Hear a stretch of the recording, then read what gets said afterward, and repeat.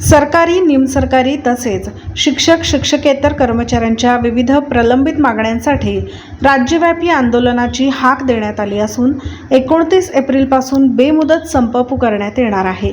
या पार्श्वभूमीवर इचलकरंजी येथील IGM इंदिरा गांधी मेमोरियल सामान्य रुग्णालयाचे कर्मचारी यांनी बेमुदत संप पुकारले आहे। सरकारी, निमसरकारी, शिक्षक शिक्षकेतर कर्मचारी समन्वय समिती महाराष्ट्र यांच्या नेतृत्वाखाली हा संप होणार आहे। 7 वेळा लक्षवेधी आंदोलने करूनही शासनाकडून सकारात्मक प्रतिसाद मिळाला नसल्याचा आरोप करण्यात आला। तसेच विधानसभेत मान्य झालेल्या मागण्यांवरही ठोस निर्णय घेतला गेला नसल्याने कर्मचाऱ्यांमध्ये तीव्र नाराजी आहे। जुनी पेन्शन योजना लागू करणे, कंत्राटी व रोजंदारी कर्मचाऱ्यांचे सेवेत नियमितीकरण, रिक्त पदे भरणे तसेच शिक्षक शिक्षकेतर कर्मचाऱ्यांच्या विविध प्रश्नांवर तातडीने निर्णय घेणे या प्रमुख मागण्या आहेत। याशिवाय आरोग्य, शिक्षण व इतर विभागांतील कर्मचाऱ्यांवरील अन्याय दूर करण्याचीही मागणी करण्यात आली आहे। इचलकरंजीतील IGM सामान्य रुग्णालयात या संपाची व आंदोलनाची आखणी करण्यात आली आहे। रुग्णालयातील सेवा व इतर शासकीय कामकाजावर या संपाचा परिणाम होण्याची शक्यता वर्तवण्यात येत आहे। दरम्यान शासनाने तातडीने चर्चा करून तोडगा काढावा, अन्यथा आंदोलन अधिक तीव्र करण्यात येईल असा इशारा समन्वय समितीच्या पदाधिकाऱ्यांनी दिला आहे।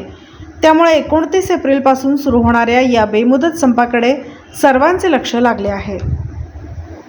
महाराष्ट्र गव्हर्नमेंट नर्सेस असोसिएशन शाखा इचलकरंजी आज कालपासूनच्या बेमुदत संपामध्ये आम्ही इचलकरंजी IGM हॉस्पिटलमधले 60 जण कर्मचारी संपात उतरलेलो आहोत। संपाच्या मागण्या आमच्या अशा आहेत की जुनी पेन्शन लागू करा, 8वा वेतन आयोग लागू करा। तिसरी मागणी अशी आहे की सर्व रिक्त पदे भरावेत। तसेच चौथी मागणी अशी आहे की आमच्या परिचारिकांना केंद्राप्रमाणे सर्व भत्ते लागू व्हावेत। यासाठी आम्ही संपात उतरलेलो आहोत। आमचा संप बेमुदत असणार आहे। तसेच सेवानिवृत्तीचे वय 60 वर्ष करण्यात यावे व कोविड काळातील आमचे जे भत्ते थांबवले गेलेत किंवा आम्हाला जे इन्क्रिमेंट मिळालेलं नाही आहे केंद्राप्रमाणे आम्हाला एक जादाचं इन्क्रिमेंट देण्यात यावे।